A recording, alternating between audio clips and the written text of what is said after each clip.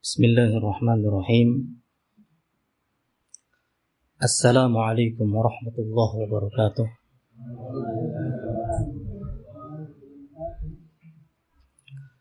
Innal hamdalillah nahmaduhu wa nasta'inuhu wa nastaghfiruh wa na'udzu billahi min shururi anfusina wa min sayyiati a'malina. من يهده الله فلا مضل له ومن يضلل فلا هادي له أشهد أن لا إله إلا الله وحده لا شريك له وأشهد أن محمدا عبده ورسوله يا أيها الذين آمنوا اتقوا الله حق تقاته ولا تموتن إلا وأنتم مسلمون يا أيها الناس اتقوا ربكم الذي خلقكم من نفس واحدة وخلق منها زوجها وبث منهما رجالا كثيرا ونساء واتقوا الله الذي تساءلون به والأرحام إن الله كان عليكم رقيبا يا أيها الذين آمنوا اتقوا الله وقولوا قولا سديدا يصلح لكم أعمالكم ويغفر لكم ذنوبكم ومن يطع الله ورسوله فقد فاز فوزا عظيما أما بعد فإن أصدق الحديث كتاب الله وخير الهدي هدي محمد صلى الله عليه وعلى آله وسلم وشر الأمور محدثاتها فإن كل محدثة بدعة وكل بدعة ضلالة وكل ضلالة في النار. معاشر المسلمين معاشر الإخوة rahimani wa rahimakumullah. Alhamdulillah, puji syukur senantiasa kita ucapkan atas berbagai limpahan nikmat yang Allah Subhanahu wa taala terus menerus curahkan kepada kita sekalian. Sehingga pada kesempatan malam hari ini Allah Subhanahu wa ta'ala mempertemukan kita dalam muhadharah kajian ilmiah yang pada kesempatan majelis kajian malam hari ini mengangkat tema tentang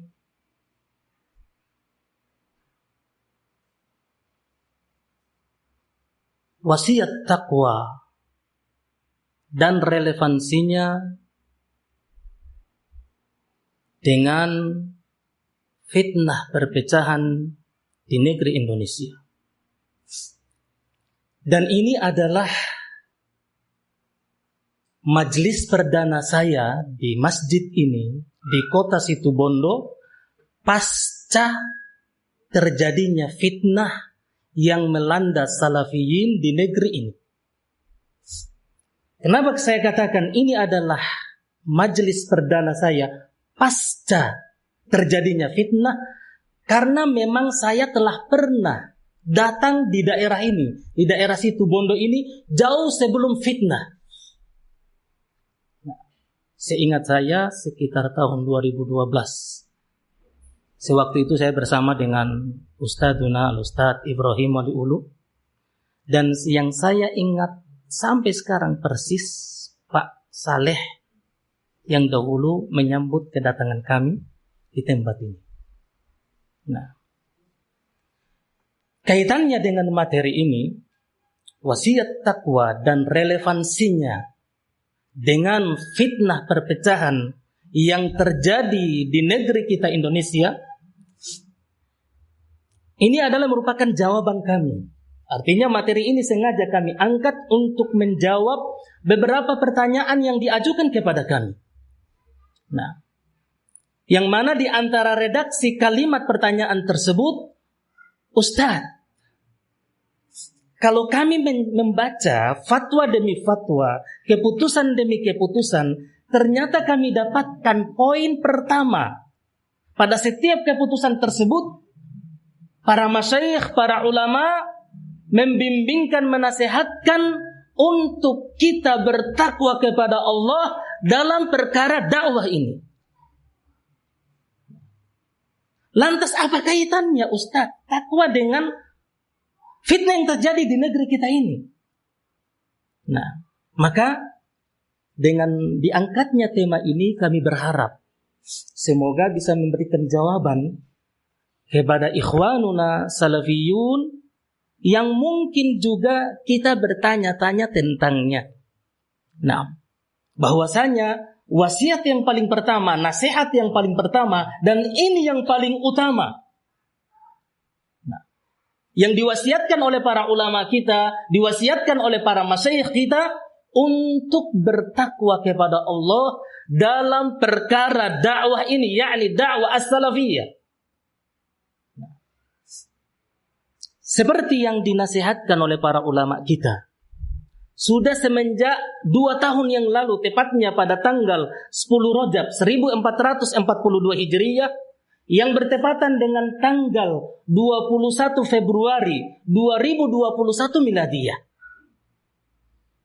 Pada tahun tersebut, para ulama kita diantaranya Al-Imam Al-Jarh wa Ta'dil fi hadal asr bila niza' Al-Syekh Rabi' Ibn Hadi Al-Madkhali, dan juga bersama beliau dalam wasiat tersebut Al-Imam Al-Faqih Ubaid ibn Abdullah ibn Sulaiman Al-Jabiri, yang juga bersama dengan keduanya Al-Allamah Al-Syekh Abdullah ibn Abdurrahim Al-Bukhari hafidhahumullah. Di mana pada tahun tersebut ketiganya mewasiatkan pada poin yang paling pertama.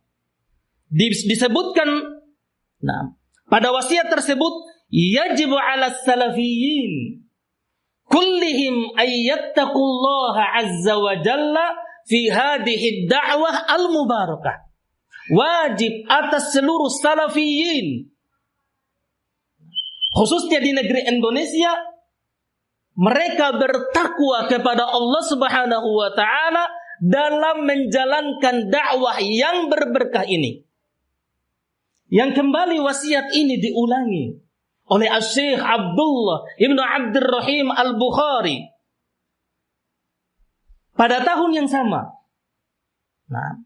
1442 Hijriah pada tanggal 4 Syawal yang bertepatan dengan tanggal 16 Mei 2021 Miladiyah.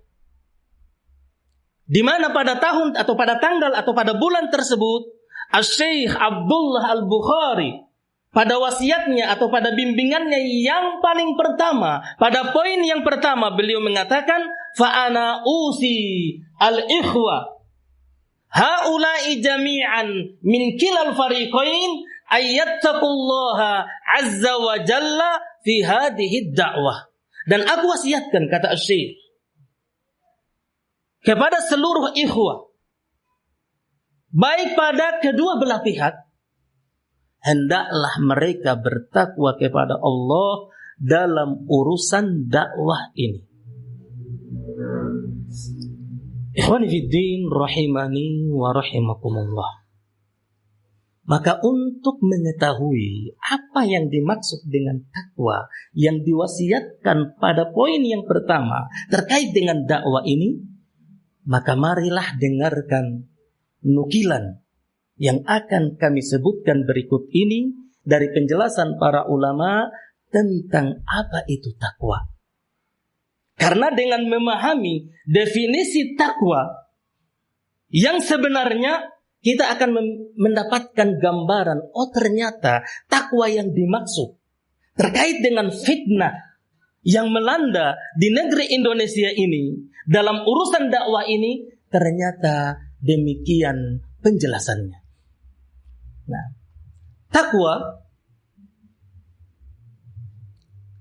Sebagaimana yang dijelaskan oleh para ulama kita, di antaranya oleh Al-Imam Al-Faqih Muhammad Ibnu Shalih Al-Utsaimin di dalam syarahnya terhadap kitab Riyadhus Shalihin pada jilid yang pertama halaman yang ke-232,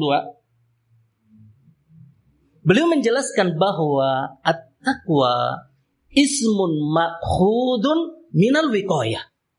Takwa itu adalah satu nama yang diambil dari kata al-wiqayah. Apa itu al-wiqayah? Secara harfiah, letter late-nya, al-wiqayah artinya adalah tameng, pelindung, ataupun benteng.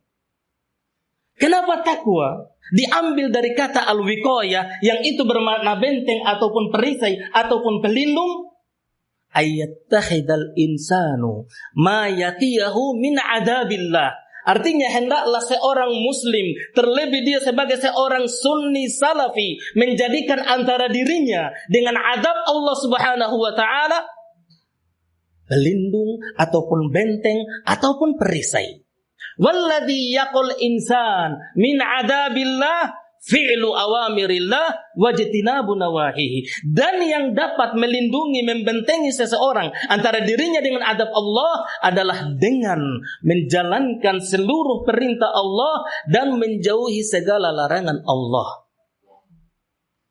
Nah, dengan ringkasnya, sering kita mendengar bahwa takwa itu menunaikan perintah Allah dan menjauhi larangan Allah. Itu adalah kesimpulan. Dan di sana ada definisi secara syar'i. Karena penjelasan Syekh Muhammad Ibnu Shalih Al-Utsaimin ini adalah definisi secara etimologi bahasa.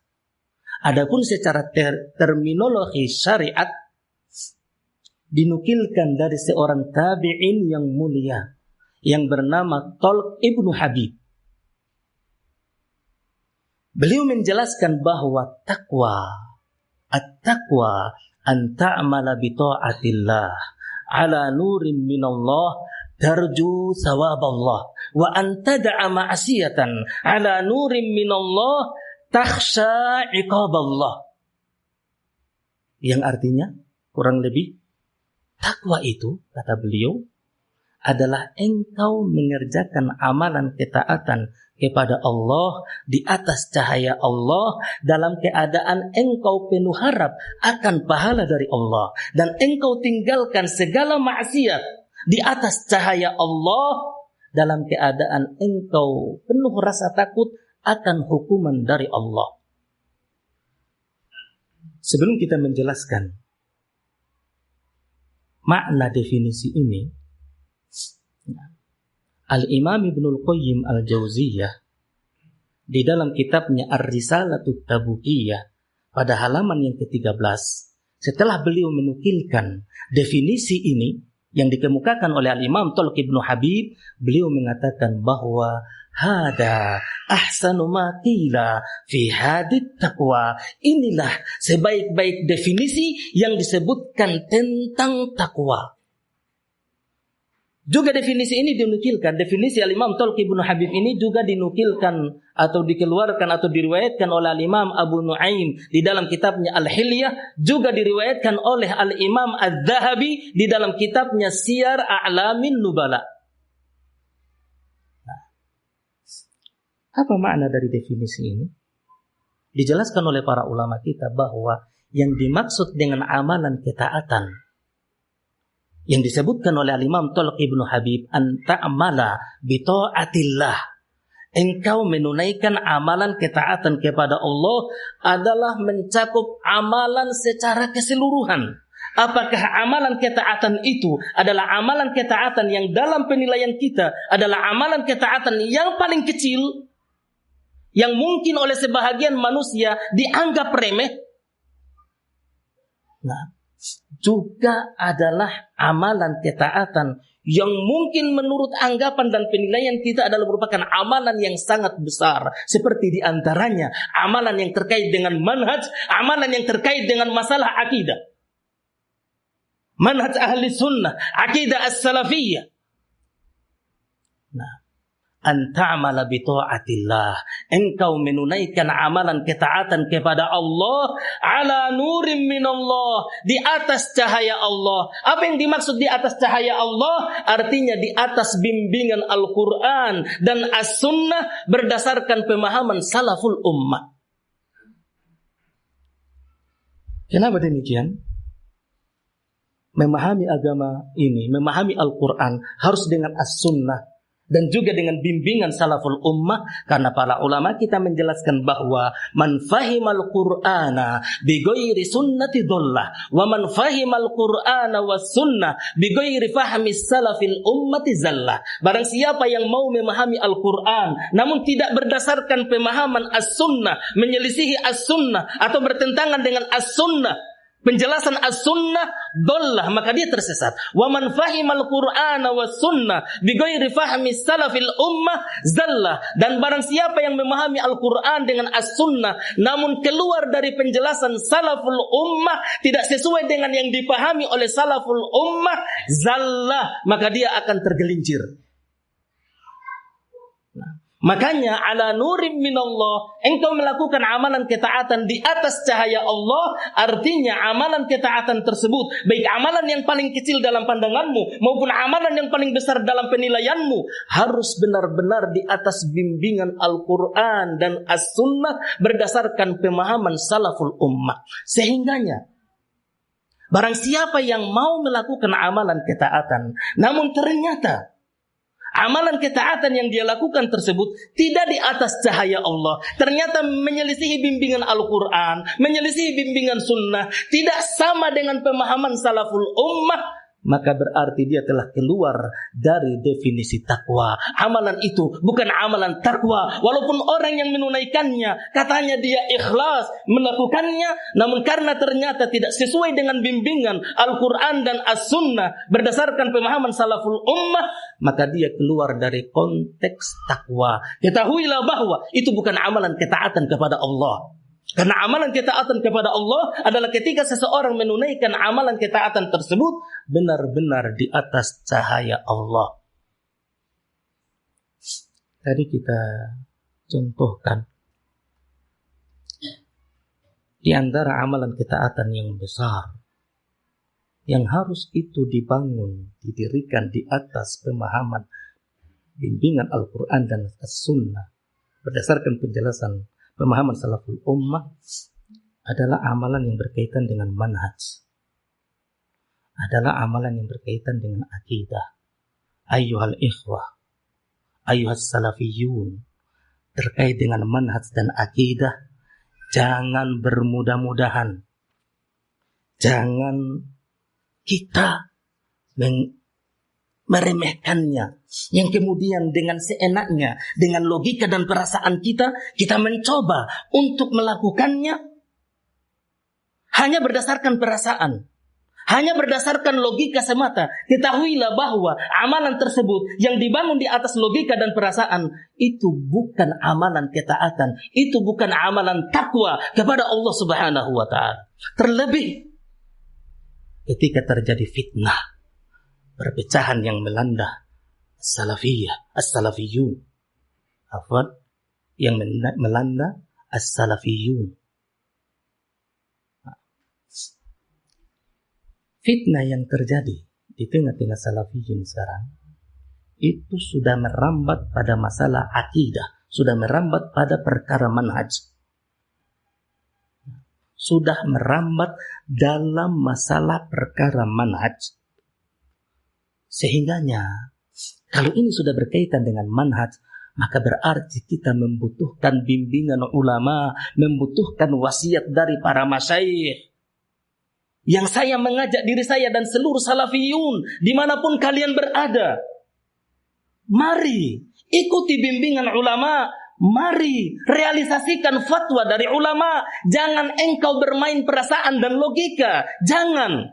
Apalagi sampai mengatakan kalau di daerah saya ini tidak perlu harus diajukan kepada Syekh Rabi.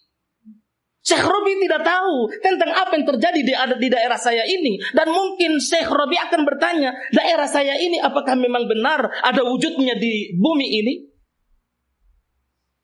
Ini logika. Ini ada logika. Kalau memang terjadi peristiwa di daerahmu, apalagi peristiwa itu terkait dengan manhaj dan akidah, hendaklah engkau hubungi orang-orang yang dapat menyampaikan kepada para masyayikh, kepada para ulama, yang kemudian mereka akan memutuskan perkara tersebut. Karena mereka lah yang paling tahu tentang hakikat penyelesaian fitnah yang terjadi tersebut. Bukankah Allah Subhanahu wa ta'ala telah menyatakan di dalam firman-Nya, sebagaimana di dalam surat Al-Anbiya pada ayat yang ke-7, Allah Subhanahu wa ta'ala berfirman, "Nah, fas'alu ahla dzikri in kuntum la ta'lamun." Bertanyalah kalian kepada ahlu dzikir, kepada para ulama, jika kalian tidak mengetahui. Terkait dengan ayat ini, mari kita dengarkan penjelasan Al-Imam Al-Mufassir Muhammad Abdurrahman Ibnu Nasir As-Sa'di rahimahullah. Kata beliau, kata Imam As-Sa'di, terkait dengan ayat yang kita bacakan tadi, fas'alu ahla dzikri in kuntum la ta'lamun, kata beliau, walam yu'mar bisu'alihim illa li'annahu yajibu alaihim at-ta'limu wal ijabatu amma alimuhu. Tidaklah Allah Subhanahu wa ta'ala memerintahkan kita untuk bertanya kepada ahlul ilm, untuk bertanya kepada para ulama, kecuali untuk kita mempelajarinya, kecuali untuk kita memahaminya dan mengamalkannya. Perhatikan ini. Atau sebelum kita bahas, masih kelanjutan penjelasan Al-Imam Al-Mufassir Abdurrahman As-Sa'di, wa fi takhsisis su'al bi ahli dzikri wal ilmi nahyun an su'al al-ma'ruf bil jahli wa adamil ilmi. Dan Allah mengkhususkan untuk bertanya kepada ahlul ilm, untuk bertanya kepada para ulama. Di situ terkandung larangan untuk jangan bertanya kepada orang yang diketahui majhul. Jangan bertanya kepada orang yang majhul, yang tidak diketahui dari mana dia belajar. Jangan bertanya kepada channel-channel majhul. Jangan. Tidak diketahui mereka belajar dari mana. Tidak diketahui siapa yang membimbing mereka. Go-go-iyun. Ayuhal ikhwah, ketika kita mendengarkan penjelasan ulama kita ini, kita mengira seolah-olah Imam As-Sa'di hidup di tengah-tengah kita sekarang ini. Betul tidak? Seolah-olah kita merasa sepertinya Asy-Syaikh Al-Imam Abdurrahman As-Sa'di ini hidup di tengah-tengah kita sekarang. Ketika beliau mengatakan wa fi takhsisis su'al bi ahli ilmi nahyun an su'al nahyun an su'alil ma'ruf bil jahli wa adamil ilmi. Allah mengkhususkan bagi umat ini bertanya kepada para ulama ketika tidak mengetahui. Ini terkandung padanya larangan untuk jangan bertanya kepada orang yang jahil, jangan bertanya kepada orang-orang yang tidak berilmu. Ironis memang, ayat ini hampir sering kita dengar, diucapkan, disampaikan oleh para du'a, oleh para asatidzah.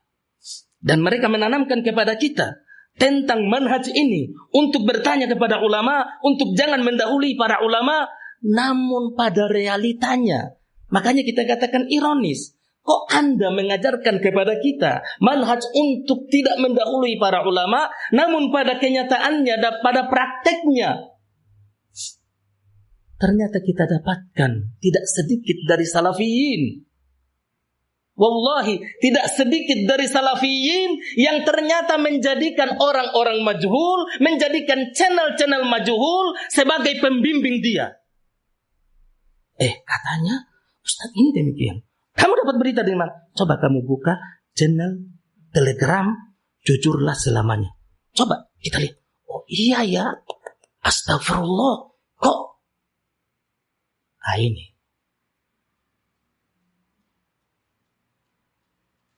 Berbahaya. Dan sebahagian asatidah kalau kita tidak katakan semuanya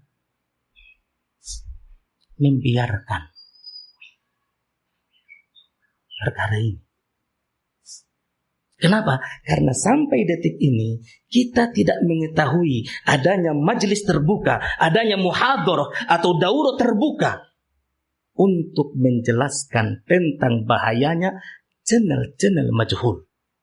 Hingga detik ini kita tidak mengetahui dari para asatidah adanya majelis terbuka seperti yang dinasihatkan, dibimbingkan oleh para ulama kita. Hendaklah para asatidah untuk mengadakan majelis secara terbuka.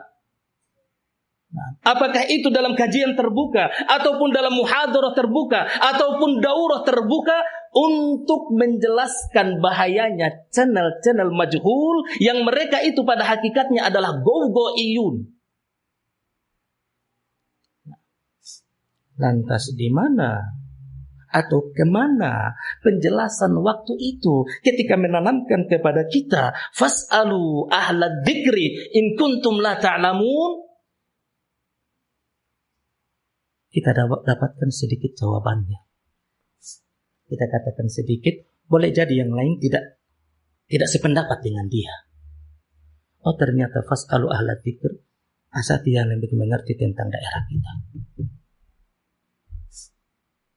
Asatidz yang sudah lama membina daerah kita, bertanya sama mereka, tidak perlu ke Syekh Robi. Kita dapatkan isyarat itu. Oh ternyata fas'alu ahlad dzikri, bertanyalah kepada para asatidzah. Allahul musta'an.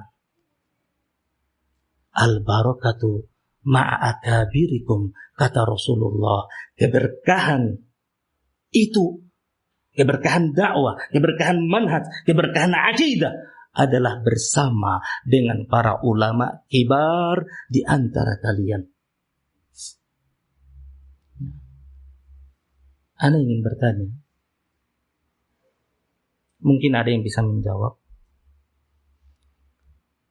Di tengah-tengah salafiyun di Indonesia sekarang, apakah sudah ada ulama di tengah-tengah kita? Di Indonesia? Adakah ulama di Indonesia, ayuhal ikhwah? Sudah adakah ulama di Indonesia? Belum ada. Bukan tidak ada, belum ada. Yang kita yakini, yang kita ketahui hingga detik ini, belum ada di tengah-tengah salafiyun seorang ulama yang ilmunya semisal Syekh Abdullah Ibnu Abdurrahim Al-Bukhari. Jangan dulu bertanya Syekh Ubaid atau Syekh Rabi. Setingkat Syekh Abdullah Ibnu Abdurrahim Al-Bukhari kita tidak tahu. Terus kenapa fas'alu ahlad dzikri in kuntum la ta'lamun disandarkan kepada para asatidzah? Ikhwani fiddin rahimani wa rahimakumullah. Kemudian masih kelanjutan penjelasan dari Al-Imam Thalq ibn Habib, wa antada'a ma'siyatan ala nurim minallah. Demikian pula engkau tinggalkan maksiat kepada Allah itu benar-benar di atas cahaya Allah, bukan berdasarkan perasaan dan logika. Jangan menilai suatu perkara itu maksiat hanya berdasarkan logika dan perasaan. Itu bukan takwa. Kalau perasaan saya, Ustadz ini telah menyimpang, perasaan dia. Sementara para masyayikh yang lebih berilmu, yang sangat tajam analisanya, mengatakan bahwa Ustadz Fulan Sunni Salafi. Tidak menyimpang. Kok tiba-tiba ada yang mengatakan anak? Ya, kita ungkapkan saja. Ada yang mengatakan bahwa Ustadz Luqman telah menyimpang. Coba bandingkan ucapan dia Ustadz Luqman telah menyimpang dengan ucapan para masyayikh, para ulama bahwa Ustadz Luqman sunni salafi. Oh ternyata itu kembali kepada kaidahnya. Fas'alu ahla dzikr. Kenapa? Karena fas'alu ahla dzikr. Fas'alu ahla dzikr. Para asatidzah sudah membimbing kita. Semoga saja tidak demikian. Semoga saja itu bukan bimbingan asatidzah. Kalau sampai diketahui ternyata itu bimbingan asatidzah, si fulan ini mengatakan Ustadz Luqman telah menyimpang, semoga saja tidak. Bukan bimbingan asatidzah, tapi memang benar-benar perasaan dan logika dia semata. Nah. Tapi kenapa telah tersebar ucapan itu, belum ada satupun asatidzah yang membantahnya. Hai fulan, engkau sudah salah. Salah pernyataanmu tersebut. Ustadz Luqman bukan hizbi. Ustadz Luqman bukan ahlul bidah. Ustadz Luqman tidak menyimpang. Dia adalah sunni salafi. Sudah menyebar, sudah viral ucapan ini. Kok belum ada yang membantahnya? Kok belum ada yang meluruskannya? Sudah ada yang meluruskan dari asatidzah? Belum ada.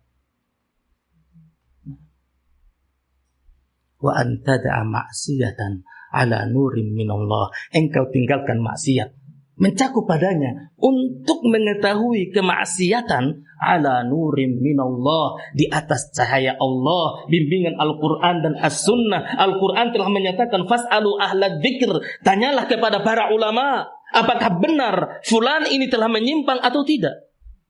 Tanyakan kepada para ulama. Itu bimbingan Al-Quran, itu cahaya Allah. Itu cahaya Allah. Kalau Anda tidak melakukan demikian, Anda bukan orang yang bertakwa. Makanya para ulama kita menjadikan poin pertama, poin yang paling utama dalam wasiat dan nasihatnya, yajibu ala salafiyyin kullihim ayyattaqullaha azza wa jalla fi hadhihi da'watil mubarakah. Wajib atas seluruh salafiyyin untuk bertakwa kepada Allah dalam urusan dakwah ini. Dengan demikian kita mengetahui berarti inilah makna takwa. Jangan menilai kebenaran dan kesesatan, kebenaran dan kebatilan dengan perasaan dan logika. Di antaranya perasaan saya, sana kalau daurah parkiran banyak sekali. Perasaan dia. Oh berarti yang parkirannya banyak sekali. Oh ini yang benar ini. Ini yang takwa. Kalau sana parkirannya berapa ini parkiran? Bisa dihitung dengan jari. Oh? Bisa dihitung dengan jari parkiran ini. Oh berarti mereka ini bukan orang bertakwa. Itu bukan cahaya Allah. Itu bukan takwa. Ikhwani fiddin rahimani wa rahimakumullah. Datang seseorang kepada Abdullah ibnu Mas'ud, seorang sahabat yang mulia. Dia bertanya kepada Abdullah ibnu Mas'ud, ya Aba Abdurrahman, wahai Abu Abdurrahman, kunyanya Abdullah ibnu Mas'ud. Mat taqwa? Apa itu takwa? Jelaskan kepada saya.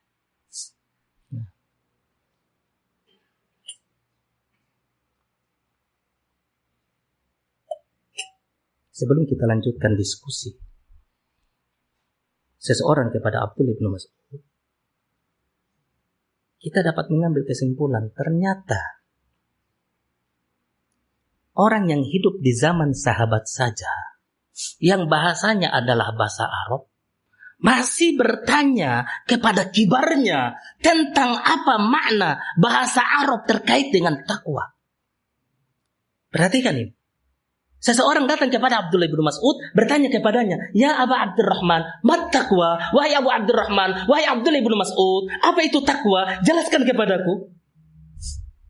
Sekarang, kalau takwa makanan keseharian kita paham itu takwa. Kan mengerjakan perintah, meninggalkan larangan. seolah mengenteng-entengkan perkara takwa. Yang ternyata kalau kita memahaminya dengan benar, sesuai dengan yang dijelaskan oleh para ulama, ternyata takwa adalah merupakan inti yang Allah Subhanahu wa ta'ala menyelamatkan seseorang. Bahwasanya takwa akan membedakan antara orang yang hak, antara orang yang berada di atas al-haq dengan orang yang berada di atas al-batil. Inna akramakum indallahi atqakum. Sungguh orang yang paling mulia di sisi Allah di antara kalian adalah yang paling takwa di antara kalian. Ini makna takwa. Kita lanjutkan diskusi antara sahabat Abdullah bin Mas'ud dengan muridnya tadi. Mat takwa. Apa itu takwa, wahai Abdullah bin Mas'ud? Ternyata dalam kisah tersebut Abdullah bin Mas'ud tidak langsung menjawab takwa itu, namun Abdullah bin Mas'ud kembali melemparkan pertanyaan kepada dia terkait apa yang dia tanyakan, yang kemudian orang itu menjawab, yang jawabannya adalah merupakan jawaban terkait dengan apa yang dia tanyakan. Paham? Paham penjelasan ini? Dia bertanya kepada Abdullah bin Mas'ud tentang makna takwa. Ternyata Abdullah bin Mas'ud tidak langsung menjawab, tapi melemparkan kembali pertanyaan yang jawaban dia terkait dengan pertanyaan Abdullah bin Mas'ud adalah jawaban terhadap pertanyaan dia yang dia sampaikan kepada Abdullah bin Mas'ud. Kata Abdullah bin Mas'ud, alam tamshi ala tariqin fihi syauq? Pernahkah engkau berjalan di atas jalan yang penuh bertabur dengan duri? Qala bala. Orang itu menjawab, tentu wahai Abdullah bin Mas'ud. Qala fama sona'ta? Lantas apa yang kamu lakukan? Qala, dia menjawab, syammartu wattaqaitu. Perhatikan kata yang kedua. Wattaqaitu, syammartu wattaqaitu. Aku singkap bajuku dan aku berhati-hati. Kemudian kata Abdullah bin Mas'ud, fatilkat taqwa. Demikian pula dengan takwa. Dunia ini ibarat jalan yang penuh bertabur dengan duri, tarikan hawa nafsu, tarikan emosi, tarikan subuhat, tarikan syahwat, menyambar-nyambar di muka, di belakang, kiri dan kanan. Syahwat dan subuhat menyambar-nyambar. Kita sudah berada di dalam kamar kita, masih terngiang-ngiang yang 2 tahun lalu. Menyambar-nyambar subuhat. Alam tamsi ala tariqin fihi syauq? Qala bala. Qala fama sona'ta? Lantas apa yang kamu lakukan? Aku singkap bajuku, wattaqaitu, dan aku berhati-hati. Fatilkat taqwa. Demikian pula dengan takwa, kata Abdullah ibnu Mas'ud. Atas dasar jawaban Abdullah ibnu Mas'ud ini, saya nasihatkan diri saya dan kepada antum semuanya, baik yang hadir di majelis malam hari ini ataupun yang mendengarkan suara ini, dimanapun kalian berada, hati-hati. Kita ini sekarang sementara mengarungi jalan atau melewati jalan yang penuh dengan onat dan duri, yang sebahagian para ulama kita menjelaskan bahwa innamad dunya fana, laisa lid dunya thubut, innamad dunya kabahrin yahtawi samakan wahud, wa laqad yakfika minha ayyuha talibukut, wa laqad arafta fiha kabaitil ankabut. Dunia ini adalah alam yang fana, fata morgana, laisa lid dunya thubut. Dunia ini tidaklah kekal. Innamad dunya kabahrin, hanya saja dunia ini seperti lautan. Perhatikan lautan. Ombak kecil, ombak besar, tidaklah perahu, tidaklah kapal, tidaklah bahtera melewatinya kecuali dia akan merasakan goyangan-goyangan ombak, goyangan-goyangan badai atau terpaan-terpaan badai. Yahtawi samakan wahud, yang ternyata ombak laut itu di atasnya penuh dengan badai dan ombak, di dalamnya ada ikan yang kecil dan ikan yang besar, ikan predator, pemangsa, pemakan daging. sudah di atas kita digoncang, diterpa oleh ombak dan badai, kalau kita tidak sabar ayyuhal ikhwah, tidak sabar dengan goncangan ini, kita hanyut, kita tenggelam. Jangan dikira ketika kita tenggelam kita kemudian menjadi aman. Awas. Ada ikan-ikan predator. Innamad dunya kabahrin yahtawi samakan wahud walaqad yakfika minha ayyuha talibukut. Kalau sekedar hidup di dunia yang engkau inginkan, sungguh sesuap nasi itu telah cukup untukmu. Kalau hanya sekedar kehidupan dunia yang engkau inginkan, bahkan sesuap nasi pun itu telah mencukupi. Walaqad arafta fiha kabaitil ankabut. Sungguh engkau benar-benar tahu bahwasanya kehidupan dunia ini hanyalah seperti sarang laba-laba. Apa yang kita bisa tarik dari syair ini? Hati-hati ayyuhal ikhwah. Para masyayikh sudah menasihatkan, tinggalkan channel-channel itu. Ternyata tanpa sadar, kita tidak buka channelnya, ternyata ada yang ngirimin tulisan yang berisi tuduhan-tuduhan dusta, kemudian dicantumkan di situ link yang akan mengarahkan dia, kalau dia pencet itu, muncullah cursela, jejak fitnah, apalagi yang lain. Hati-hati. Dan dialog antara Abdullah bin Mas'ud ini kemudian dijadikan bait-bait syair oleh seorang penyair yang masyhur ternama di zamannya, Ibnul Mu'taz. Beliau mengatakan, khallidz dzunuba saghiraha wa kabiraha datat tuqa wasna kamashin fawqa ardi syauqi yahdaru ma yara la tahqiranna saghiratan innal jibala minal hasa.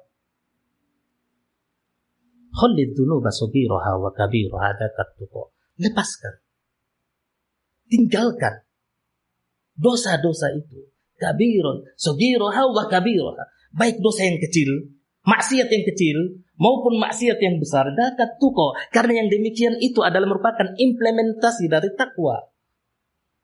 Wasna' kamasin fawqa ardi syauqi yahdaru ma yara. Bersikaplah engkau seperti orang yang melalui jalan yang penuh ditaburi oleh duri. Yahdaru ma yara. Dia kemudian memperhatikan dan menjauhi duri-duri tersebut, menghindari duri-duri tersebut. Wasta kamasin fawqi ardi syauqi yahdaru ma yara la tahqirunna saghiratan innal jibala minal hasa. Jangan meremehkan dosa yang kecil, karena sungguh gunung yang menjulang tinggi itu adalah merupakan kumpulan dari material-material yang kecil. Sekarang bukan cuma sekedar tuduhan-tuduhan yang mungkin dalam penilaian kita adalah remeh kecil. Bahkan orang yang baru setahun ngaji tahu, oh ini subuhat. Sekarang ini subuhat yang paling besar, subuhat yang sangat besar, yang kemudian diviralkan sehingga sebahagian salafiyin bingung. Sampai-sampai ada di antara salafiyin, di antara ikhwah kita yang bertanya kepada kami, Ustaz, ini sekarang telah tersebar viral lagi. Saya tidak cari, tapi ternyata ada yang ngirimin sama saya audio penuh subuhat. Siapa yang ngisi? Coba kirim. Oh, ternyata Ustadz yang dari Pasuruan. Bagaimana Ustadz kita menyikapinya? Tunggu sesi yang ketiga insya Allah. Kami telah mengadakan sesi pertama dan sesi kedua dalam tema materi tanggapan terhadap pihak yang mempersoalkan penjelasan wasiat ulama 1-2, sesi 1, 1, 2, sesi 1 dan sesi 2. terkait dengan audio ini, insya Allah akan ada sesi yang ketiga. Bi'idznillah. Ikhwanil kiram, rahimani wa rahimakumullah. Sedikit mungkin yang kami tambahkan pada kesempatan sesi yang kedua ini. Saya ingin mengingatkan diri saya dan kepada seluruh salafiyun dengan hadis Nabi sallallahu alaihi wasallam yang diriwayatkan oleh Imam At-Tirmidzi yang kemudian dihasankan oleh Al-Imam Al-Albani dari sahabat Abu Dzar Jundub ibn Junadah Al-Ghifari radhiyallahu ta'ala anhu. Beliau berkata, qala li Rasulullah sallallahu alaihi wasallam, telah bersabda kepadaku Rasulullah sallallahu alaihi wasallam, ittaqillaha haitsu ma kunta wa atbi'is sayyi'atal hasanata tamhuha wa khaliqin nas bi khuluqin hasanin. Bertakwalah engkau haitsu ma kunta. Haitsu, kata haitsu dijelaskan oleh para ulama kita muta'alliqatun bil azminati wal amkinati. Kata haitsu itu berkaitan dengan waktu dan tempat. Artinya, ittaqillaha haitsu ma kunta, bertakwalah engkau kapan dan dimanapun engkau berada. Pada tahun 90-an engkau bertakwa, hendaklah pada tahun 2000 ini juga engkau bertakwa. Di hadapan masyayikh engkau menampakkan wajah bertakwa. Ketika kembali di negerimu, hendaklah juga kamu bertakwa. Ketika menjawab pertanyaan-pertanyaan masyayikh, engkau menjawabnya dengan nada takwa, maka hendaklah ketika fatwa dan nasihat tersebut telah diberikan kepadamu, sampaikan dengan penuh takwa. Jangan dipotong, jangan digunting, jangan disembunyikan. Ada yang tersinggung. Sejak kapan para asatidzah menggunting, wal'iyadzubillah, atau apalagi menyembunyikan? Sejak kapan? Ini buhtan, ini tuduhan yang keji. Sejak kapan? Kita jawab, semenjak mereka para asatidzah melakukan tadkhim dan tahwil, yang kemudian memecah belah barisan salafiyin sebelum bertanya kepada para masyayikh. Semenjak itu, para asatidzah menggunting, menyembunyikan fatwa ulama. Sampai fatwa itu telah disampaikan. Di masjid ini kita bertakwa, hendaklah di rumah juga kita bertakwa, ayyuhal ikhwah. Karena Rasulullah SAW telah menyampaikan, ittaqillaha haitsu ma kunta, bertakwalah engkau kepada Allah kapan dan dimanapun engkau berada. Di masjid engkau bertakwa, di kantor juga harus bertakwa. Di kantor engkau bertakwa, di pasar juga engkau bertakwa. Jangan di masjid bertakwa, ketika di pasar sudah tidak bertakwa. Jelalatan. Wa atbi'is sayyi'atal hasanata tamhuha. Ikutilah kejelekan-kejelekan itu dengan kebaikan-kebaikan, niscaya kebaikan-kebaikan tersebut akan menghapusnya. Kata Asy-Syaikh Ubaid Al-Jabiri, as-sayyi'at ala dzurbain. Yang dimaksud dengan as-sayyi'at, kesalahan-kesalahan, dosa-dosa, itu ada dua. Ada yang kabair dan ada yang shaghair. Ada yang besar, ada yang kecil. Kalau al-kabair, maka al-hasanatu, kebaikan yang akan menghapusnya adalah dengan taubat. Rujuk dari kesalahan itu. Coba kita implementasikan pada fitnah kali ini. Para masyayikh menilai, na'am, inda Luqman khata', benar, pada Luqman ada kesalahan, pada Ustadz Luqman ada kesalahan. Walakin qad raja'a anhu, akan tetapi Ustadz Luqman telah rujuk daripadanya. 1 hari setelah keluarnya fatwa para ulama pada tanggal 10 Rajab 1442 Hijriah, besoknya Ustadz Luqman menulis surat rujuk. Nah, besoknya Ustadz Luqman menulis surat rujuk. Dan para asatidzah juga, para ulama mengatakan juga ada kesalahan. Namun hingga detik ini kita tidak mengetahui adanya rujuk, baik yang diucapkan atau secara tertulis dari asatidzah. Sudah ada? Dan ini kami menantang Abdul Mu'ti, Ustadz Abdul Mu'ti. Ketika Anda menuntut Ustadz Luqman harus rujuk secara detail, tidak boleh secara umum, menelpon, datangi, meminta maaf. Nah, apakah asatidzah juga demikian? Wahai Ustadz Abdul Mu'ti, hingga sekarang setelah bantahan kita tersebut belum ada. Nah, wa atbi'is sayyi'atal hasanata tamhuha, ikutilah kejelekan-kejelekan itu dengan kebaikan, dan kebaikan akan menghapusnya. Kalau terkait dengan as-saghair, dosa-dosa kecil, itu cukup dengan seseorang menunaikan amalan-amalan ketaatan secara otomatis terhapus. Di dalam hadis yang diriwayatkan oleh Imam Muslim dari sahabat Abu Hurairah, Rasulullah SAW menyatakan, as-salawatul khamsu wal jumu'atu ilal jum'ati wa ramadhanu ila ramadhana mukaffiratun ma bainahunna idza jatunibal kaba'ir. Salat yang 5 waktu, satu Jumat ke Jumat berikutnya, satu Ramadan ke Ramadan berikutnya, akan menghapus dosa-dosa di antara keduanya ketika dosa-dosa besar ditinggalkan atau dijauhi.